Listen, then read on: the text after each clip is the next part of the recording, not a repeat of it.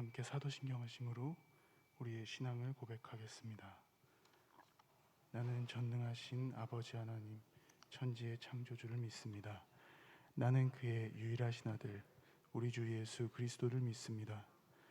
그는 성령으로 잉태되어 동정녀 마리아에게서 나시고 본디오 빌라도에게 고난을 받아 십자가에 못 박혀 죽으시고 장사된 지 사흘 만에 죽은 자 가운데서 다시 살아나셨으며 하늘에 오르시어 전능하신 아버지 하나님 우편에 앉아 계시다가 거기로 살아있는 자와 죽은 자를 심판하러 오십니다.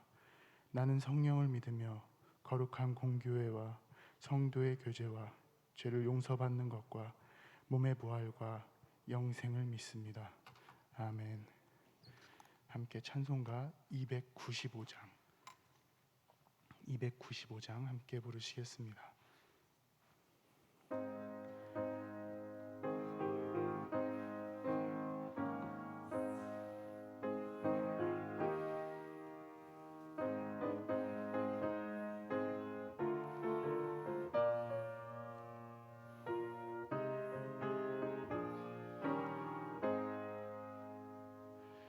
큰 죄에 빠진 나를 주 예수 건지사 그 넓은 품에 다시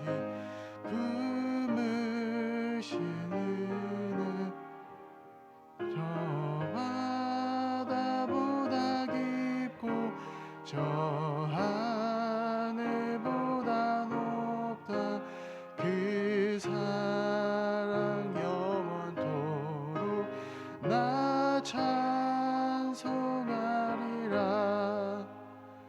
날로 더욱 귀하다.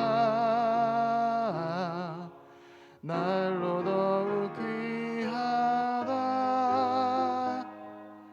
한이 없이 넓은 우리 주의 사랑 날로 더욱 귀하다.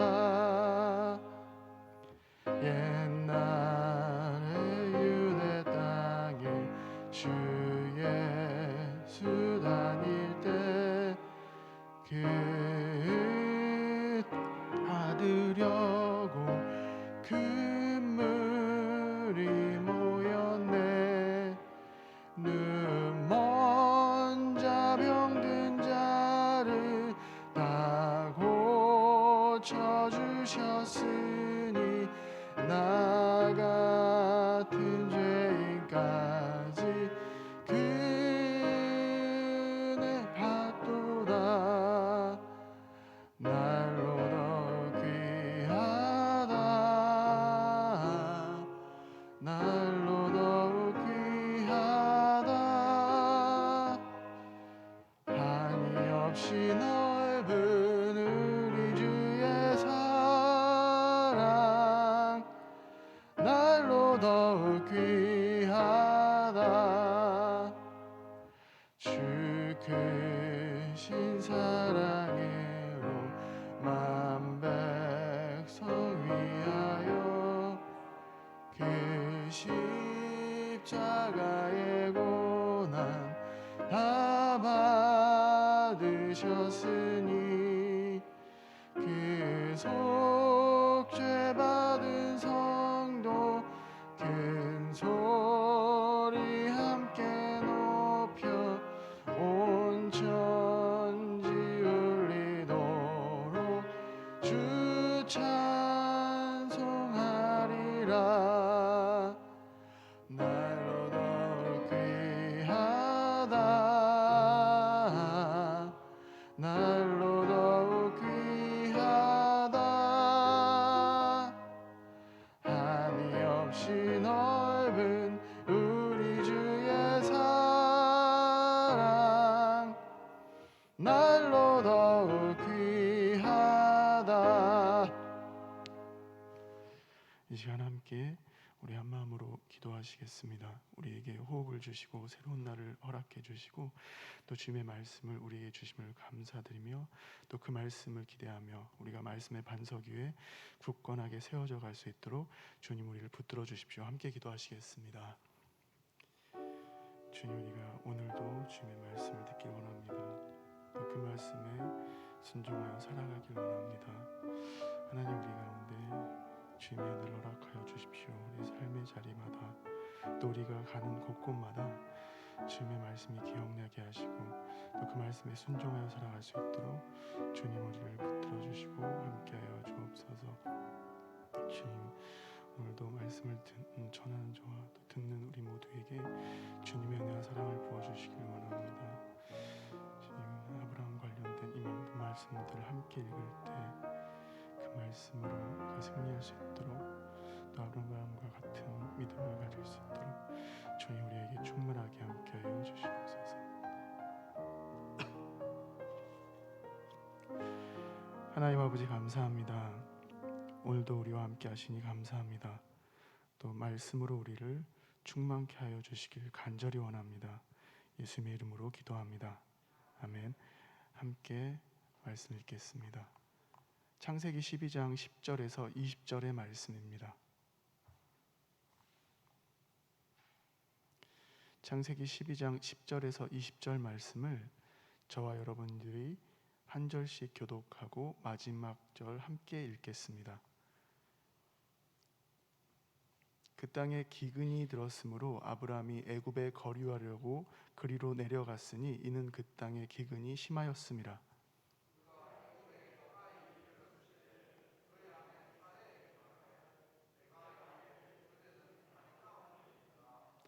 애굽 사람이 그대를 볼 때 이르기를 이는 그의 아내라 하여 나는 죽이고 그대는 살리리니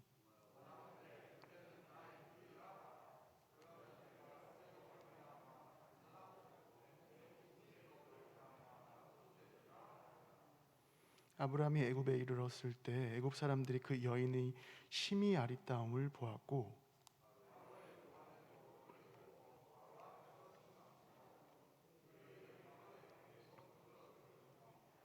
이에 바로가 그로 말미암아 아브라함을 후대함으로 아브라함이 양과 소와 노비와 암수 나귀와 낙타를 얻었더라.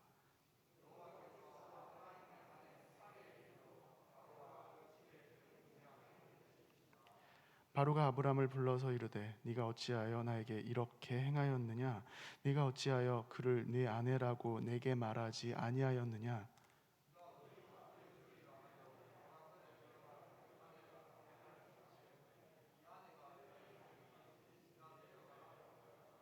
함께 읽겠습니다. 바로가 사람들에게 그 일을 명하매 그들이 그와 함께 그의 아내와 그의 모든 소유를 보내었더라. 아멘. 아브라함과 그의 부족 공동체 사람들은 여호와 하나님께서 가라고 하시는 곳에 이동 중이었습니다. 그리고 우리가 어제 함께 읽은 말씀의 마지막인 9절을 보면 점점 남방으로 갔다고 기록되어 있습니다. 우리가 읽는 개역개정 성경의 다른 부분에서는 이 남방이라는 곳을 네게브라고 번역하고 있습니다. 히브리어 성경이나 영어 성경에도 네겝으로 기록되어 있습니다. 이 거칠은 땅이라는 의미의 남방 지역 또는 네게브 지역 이런 곳으로 가게 되었는데 그렇잖아도 비옥한 땅이 아닌데 기근이 왔다고 오늘 말씀에 전하고 있습니다. 가나안 땅이라고 했을 때는 우리가 젖과 꿀이 흐르는 땅으로 기억합니다.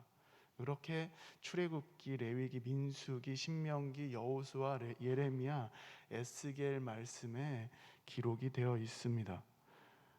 그런데 이 가나안에서도 남방 지역, 이 가물어 메마른 땅, 척박한 땅에 이 아브라함 부족 공동체가 자리를 잡게 되었습니다.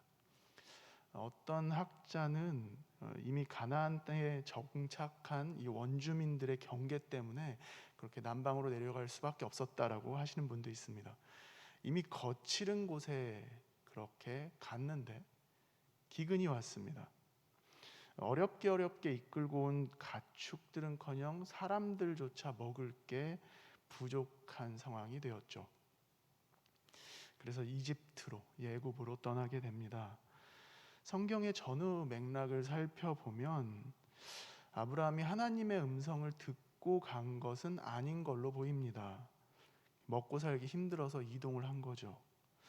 창세기 13장을 살펴보면 이 아브라함의 소유와 조카 롯의 소유가 참 많아졌다라는 기록이 있습니다. 그래서 같은 지역에서 살기 어려워지는 거죠.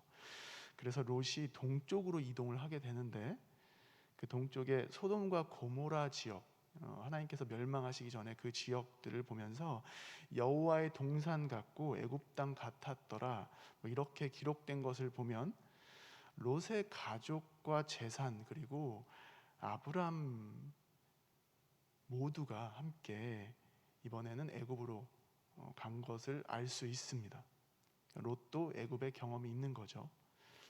그렇다면 이 상당한 규모의 가족, 이 부족 공동체가 대거 이동을 하는 건데, 나름 이득과 손해를 따져보고 그리로 가는 게 더 낫겠다, 이렇게 판단해서 이동한 것이라고 볼 수도 있습니다.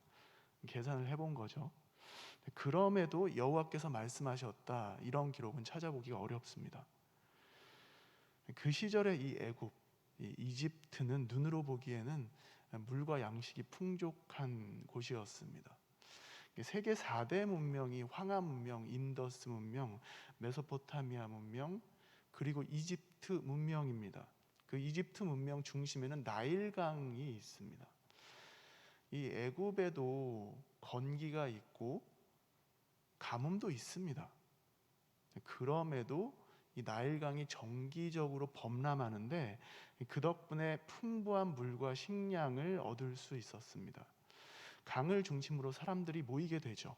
그렇게 시작해서 커다란 나라를 형성하고 거기에 강력한 군주 제도를 지니게 됩니다. 그러니까 아브라함이 걱정이 될 만도 합니다. 자신의 부족 걱정, 그리고 사랑하는 아내 걱정을 안 할 수가 없는 상황입니다. 족장으로서는 자신의 공동체를 책임져야 하기 때문에 하나님의 음성 따라서 가나안까지 오긴 했으나, 이 가나안 땅 핵심 지역에 곧장 정착할 수도 없었고, 척박한 네게부 지역까지 왔더니 기근을 만나고, 먹고 살 걱정에 애굽까지 갔는데 이 강력한 군주 제도를 지닌 국가에서 살려면 자신들도 거기 법에 따라야 합니다.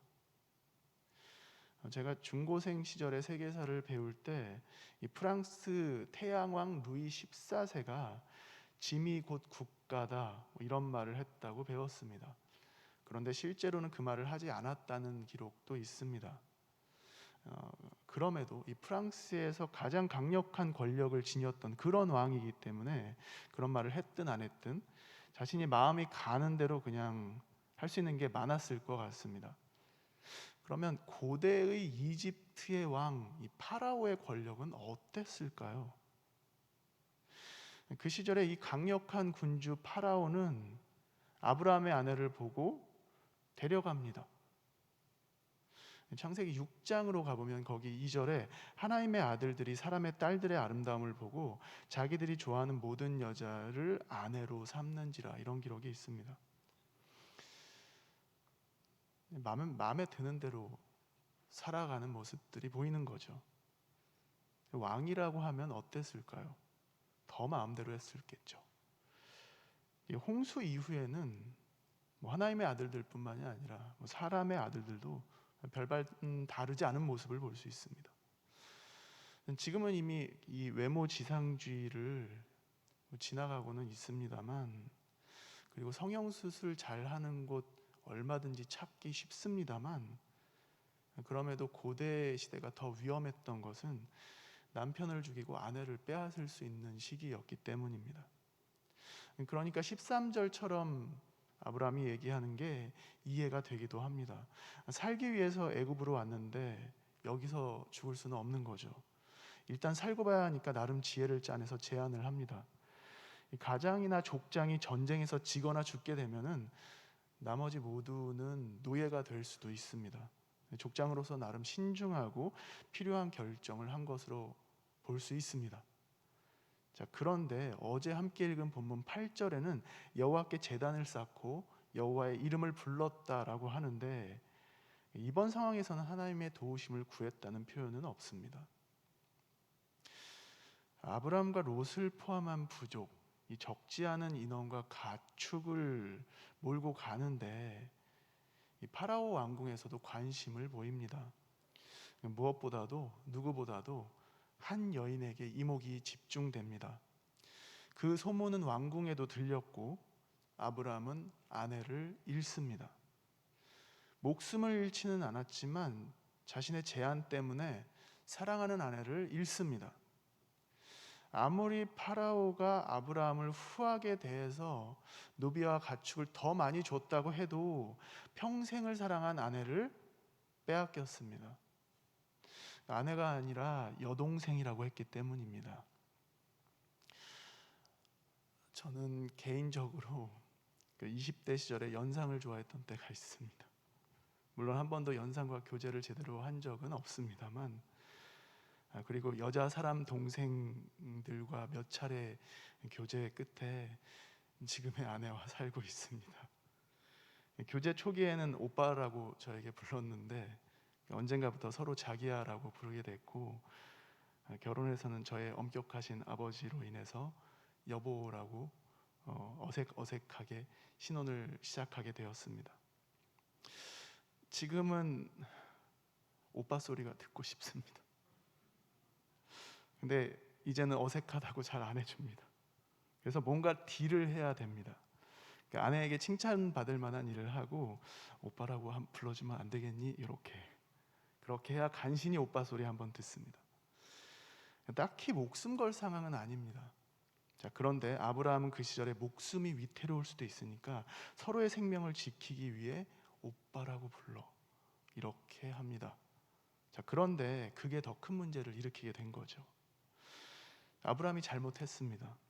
아내를 잃은 아브라함, 문제였습니다. 자, 그런데 이 왕궁으로 끌려간 이 파라오 입장에서 모셔온 거긴 한데 이 아브라함의 아내 사레의 마음은 어땠을까요? 이참에 왕비로 함 살아봐? 이런 생각을 했다기보다는 어쩌면 걱정과 두려움이 가득했을 겁니다. 자, 아브라함이 창세기 12장 2절의 말씀이 하나님께서 아브라함으로 큰 민족을 이루고 복을 주셔서 그 이름을 창대하게 하신다는 그 말씀을 온전히 신뢰했다고 볼 수는 없습니다. 자녀가 없을 때 받은 말씀이니까 과연 진짜일까 이런 고민을 했을지도 모르겠습니다. 그럼에도 분명한 것은 이 갈대아 우르 지역에서 가나안까지 머나먼 길을 온 것은 사실입니다. 그럼에도 아직 믿음이 부족합니다. 연약한 믿음의 소유자입니다. 자, 그런데 하나님은 이 아브라함을 책망하지 않으십니다. 오히려 보호해 주십니다. 아브라함이 믿음 없다고 벌하신 게 아니라 그 어렵고 어려운 상황 중에 파라오 왕궁의 재앙을 내리십니다. 이런 시간을 통해서 아브라함은 무슨 생각이 들었을까요? 다른 건 몰라도 그 믿음이 더해지는 시간이 되었을 겁니다. 믿음이 뭔지도 잘 모르는 사람이 하나하나 알아가는 과정을 경험하고 이 과정 중에 하나님께서 아브라함의 하나님 되심을 보여주십니다. 이 아브라함은 고난의 상황 중에 하나님은 믿을 수 있는 분이다. 이걸 깨달아가기 시작합니다. 물론 이후에 아브라함은 비슷한 실수를 한 번 더 합니다.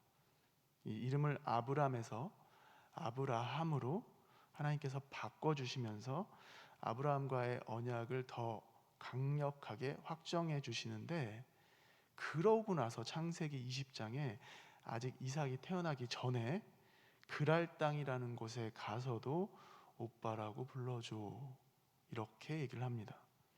이 같은 실수를 반복하는 믿음 없는 모습을 나중에 또 보이긴 합니다. 그런데 하나님께서 그때도 아브라함을 마구마구 혼내시지 않습니다. 그랄 땅, 그랄 왕에게도 오늘 본문의 파라오에게도 재앙이 임합니다. 그랄 왕은 창세기 20장에서 이렇게 얘기합니다. 네가 어찌하여 나에게 이렇게 했냐고. 근데 오늘 파라오도 마찬가지입니다. 18절에서 네가 어찌하여 나에게 이렇게 행하였느냐. 네가 어찌하여 그를 네 아내라고 말하지 아니하였느냐. 파라오가 속상함을 표현합니다. 본문에는 나오지는 않지만 하나님께서 파라오에게 나타나셔서 사레가 아브라함의 아내라고 알려주신 것이라고 볼 수 있습니다. 창세기 20장에도 비슷하게 나오기 때문입니다. 그렇게 안전하게 아브라함은 아내를 되찾고 부족 공동체도 안전하게 떠날 수 있게 됩니다. 하나님께서 이렇게나 배려해 주십니다. 고난의 상황 중에서도 하나님은 선택하신 사람을 친절하게 잘 대해 주시고 더 잘 믿을 수 있도록 믿음을 더해 주십니다. 아브라함의 믿음은 그렇게 점점 자라나게 됩니다. 주님께서는 우리에게도 믿음을 더해 주십니다. 때로는 우리가 순종하지 못해도 우리 눈에 보기에 좋은 대로, 우리의 욕망대로 살아갈지라도 우리를 심하게 책망하시기보다는 오히려 기다려 주시고 보호해 주시고 그렇게 하나님을 신뢰하며 의지할 수 있게 해 주십니다. 주님께서 허락하신 오늘 하루도 우리 믿음이 더욱 자라날 수 있기를 바랍니다. 자, 그런데 오늘 말씀을 이렇게 마치기에는 조금 아쉬운 부분이 있습니다. 바로 파라오 왕궁에 재앙이 왔는데, 그렇다면 그들이 재앙이라고 여길 수 있는 만한 재앙이어야 하겠죠. 매우 안 좋은 상황을 겪었을 겁니다. 이 애굽 땅에 온 여러 재앙들을 살펴보면은 한번 생각해 볼 수 있을 것 같습니다. 이 출애굽 전에 10가지 재앙을 이집트와 이집트 왕궁에게 하나님께서 보내주시는데, 그런 것과 비슷한 재앙일 수도 있고, 또는 창세기 20장에 그랄 왕에게 내리신 재앙, 그러니까 왕궁의 모든 여인들의 태를 닫으셨던 그런 재앙과 비슷할는지도 모르겠습니다. 자, 그런데 이 출애굽하기 전에 10가지 재앙은 이집트인들이 생각하기에 이것은 신들의 전쟁이기도 했습니다. 그들이 신봉하는 신들이 하나하나 이스라엘의 신 여호와 하나님 앞에 굴복한다고 여겼을 그런 전쟁입니다. 그렇다면 상식적으로 좀 더 강력한 신을 섬겨야 하는 게 맞지 않을까요? 자신들의 신이 졌으면, 그리고 자신들의 신들의 이름을 불러서 이 재앙이 물러가게 해달라고 간구했을 텐데, 그래도 아무런 변화가 없다면 더 강력한 신을 섬겨야 되는 게 아닌가라는 생각을 해봤습니다. 그런데 성경에는 그런 장면이 나오지 않습니다. 물론 이 큰 왕국이 일개 부족이 섬기는 신을 자신들의 신으로 갑자기 바꾸기는 어쩌면 어려웠는지도 모르겠습니다. 저는 개인적으로 이런 부분이 참 아쉽습니다. 자, 그런데 오랜 시간이 흘러서 이 페르시아와 알렉산드로스 대왕이 이집트를 침략을 하죠.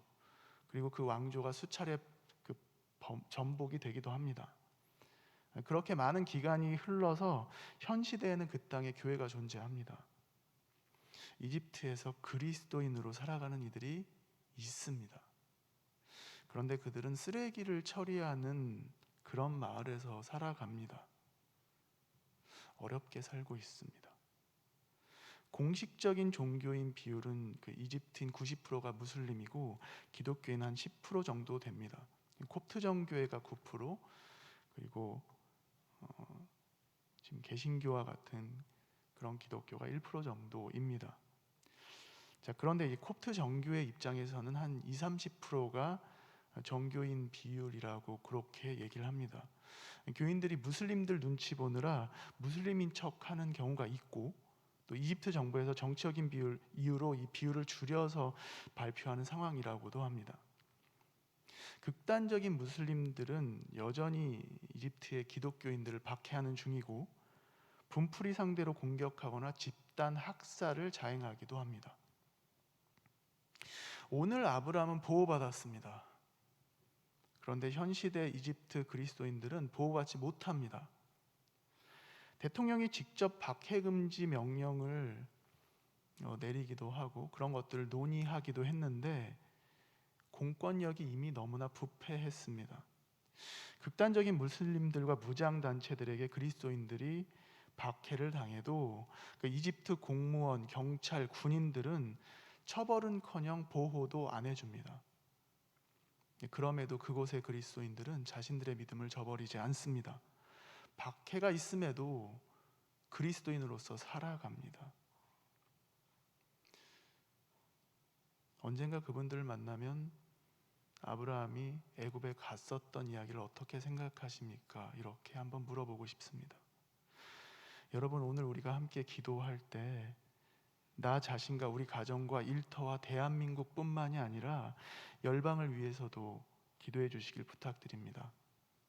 우리 주보에 나온 많은 선교사님들의 사역과 가정과 섬기시는 나라 위에서, 그리고 여전히 전쟁으로 고통당하는 우크라이나를 비롯한 많은 나라들을 위해서, 그리고 아직도 핍박과 박해를 당하는 이집트를 비롯한 많은 나라들, 가깝게는 우리 북한을 위해서도 기도해 주시길 부탁드립니다.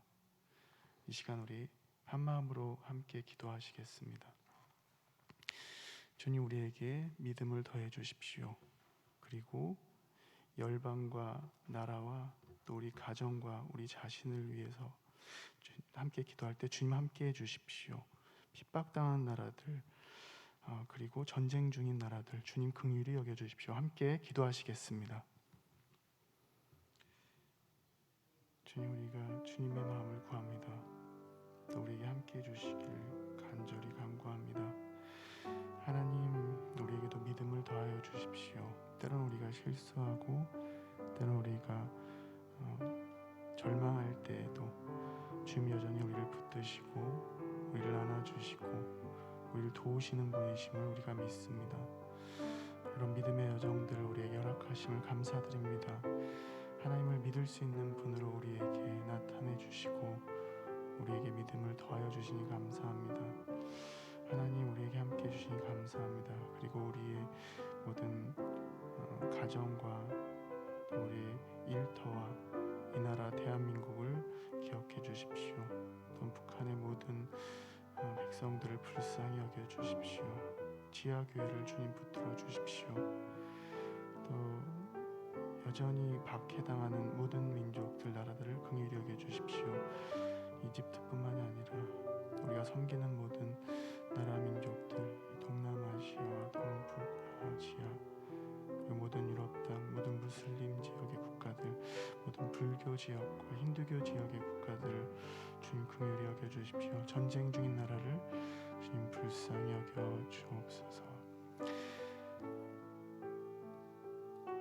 하나님 아버지, 감사합니다. 오늘도 주님의 말씀을 우리에게 허락하여 주시니 감사합니다. 때론 우리가 실수할 때에도, 그리고 좌절하고 절망할 때에도 주님 여전히 우리를 붙드시는 분이시며 우리와 함께 하시는 분이심을 우리가 믿습니다. 그리고 주님께서 얼마나 믿을 수 있는 분이신지 우리가 깨달아가는 시간들을 허락해 주셔서 감사합니다. 우리의 평생에 하나님을 신뢰할 수 있기를 원합니다. 더 의지할 수 있기를 원합니다. 우리와 함께 해주시니 감사합니다. 예수님의 이름으로 기도드리며 이제는 우리 주 예수 그리스도의 은혜와 아버지 하나님의 사랑과 성령님의 교통하심이 이 자리에 함께하는 모든 자양의 권속들 머리머리 위에, 그리고 모든 삶의 자리에 지금부터 영원토록 함께 하시기를 간절히 축원하옵나이다. 아멘.